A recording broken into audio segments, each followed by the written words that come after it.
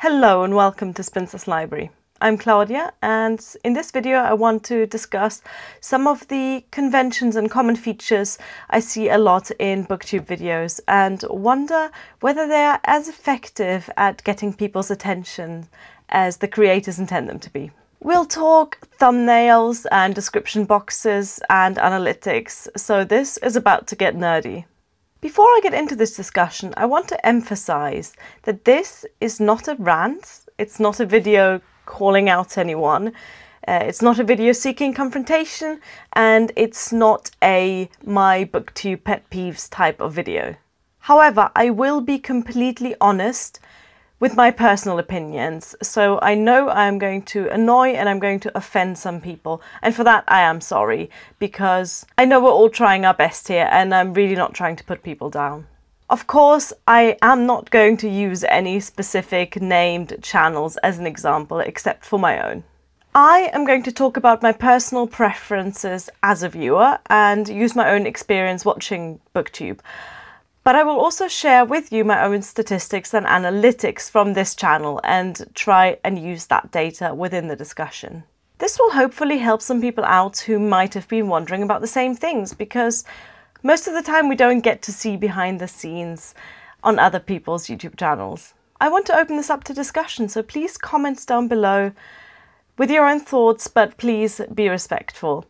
I'm interested in the opinions of both creators and viewers, so any input is very welcome. I am also open to answer any questions you might have about my own analytics or video creation process, so if you have any of those, no matter how nosy, ask away. First, let's talk thumbnails. Most of my thumbnails will look something like this, or this, or this. Let's be honest, because my cats are adorable and the world needs to see them. But a lot of the thumbnails in my subscription box look more like this, with the booktuber holding a stack of books with the spine facing away from the camera. I see why people do this. I guess it's supposed to add a layer of intrigue to the video. Which books is she going to talk about? Better click and find out. But as a viewer, I'm much less inclined to click on a video like that. Why? Well, I subscribe to well over 200 Booktube channels, so my viewing is very selective.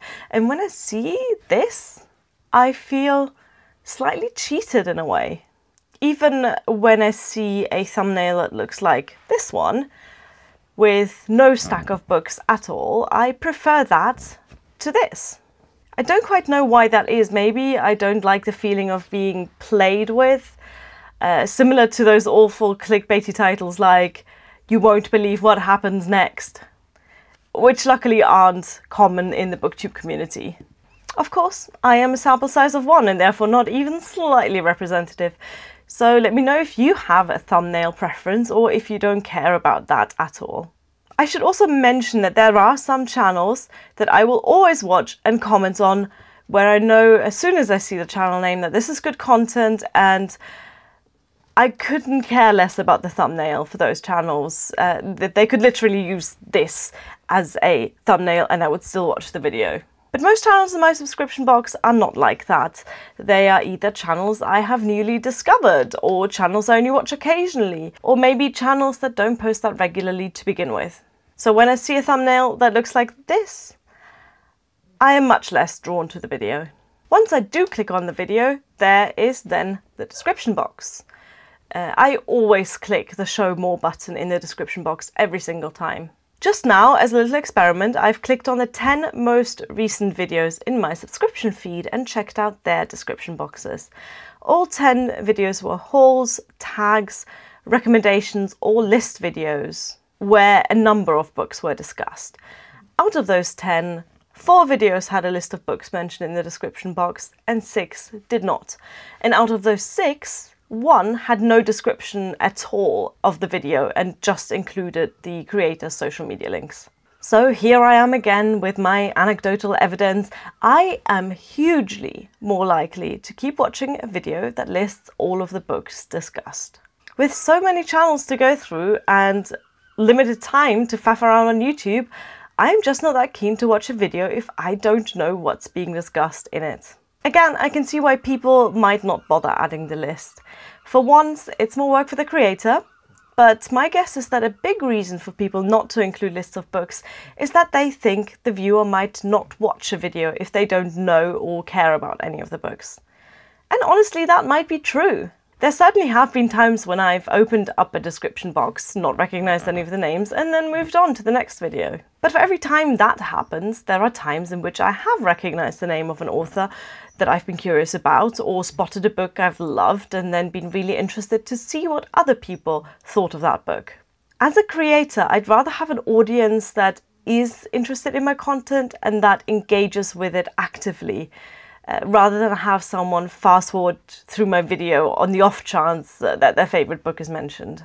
Adding a list of books in the description box has the added bonus that the list is then searchable through YouTube and Google. So it will lead people to, for example, your wrap-up video if they're looking for a very specific book and typing that into the search bar in YouTube. Now we get to the bit where I show you my analytics. And that's because I've recently started adding another piece of information to my description boxes, and that is timestamps. When you open up a description box to a recent wrap-up, TBR, haul or list video of mine, you will see something like this. This is super easy to create. You just type the numbers into the description box and then YouTube turns them into little links to specific parts of the video. I was a little worried at first that meant that people were watching less of my video because they'd only watched the bit about the book they wanted to hear about. But like I said before, if that's the case, then that's fine, because it probably means that more people are watching these little clips of my videos, and overall, I prefer having viewers actively interested in what I'm talking about, rather than passively waiting for the bit that they want to watch. Okay, so here are the statistics. This is my audience retention graph for my reading wrap-up of August of this year. This video has a list of books in the description box, but no timestamps. The overall average view duration of this video was 4 minutes 32 seconds, which is equivalent to 34.6% of the video. As you can see there, it's a pretty smooth decline in viewer attention with 2 spikes. The first one is right after I finished with my small booktuber shoutouts that I do in every wrap-up. So that shows that my audience is not all that interested in those. I'm still going to keep doing them. The second spike is me holding up a paperback of Rebecca by Daphne du Maurier. The only way I can explain this spike is that people went along the timeline at the bottom of the video with their cursors until they saw Rebecca pop up in the little preview window, and then they jumped to that point in the video because that's the book that they were interested in. Let's compare this to the audience retention graph for my September wrap-up.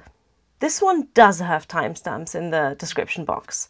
The average view duration of this one is 5 minutes 16 seconds, which is 36.4% of the video. You can see a lot more spikes in this graph, and that shows where people have clicked on timestamps in the description to get to a certain part of the video about a certain book. This led to an overall increase of both absolute and relative watch time, so clearly people engaging more with the video is a good thing. I can also be certain that the people watching this video were paying more attention to it, and ultimately that's what Booktube is about for me, discussing books with strangers online. I think that the idea that the unknown is intriguing rather than off-putting might be mistaken. We viewers are not just monkeys curious about the mysterious book in the thumbnail, but humans who like to make informed decisions about what we watch and for how long. And I think giving audiences as much information as possible to make those decisions easier will benefit the channel in the long term. Of course, I might be completely mistaken. I never said that this video was going to be scientific. But thank you very much for watching. Bye!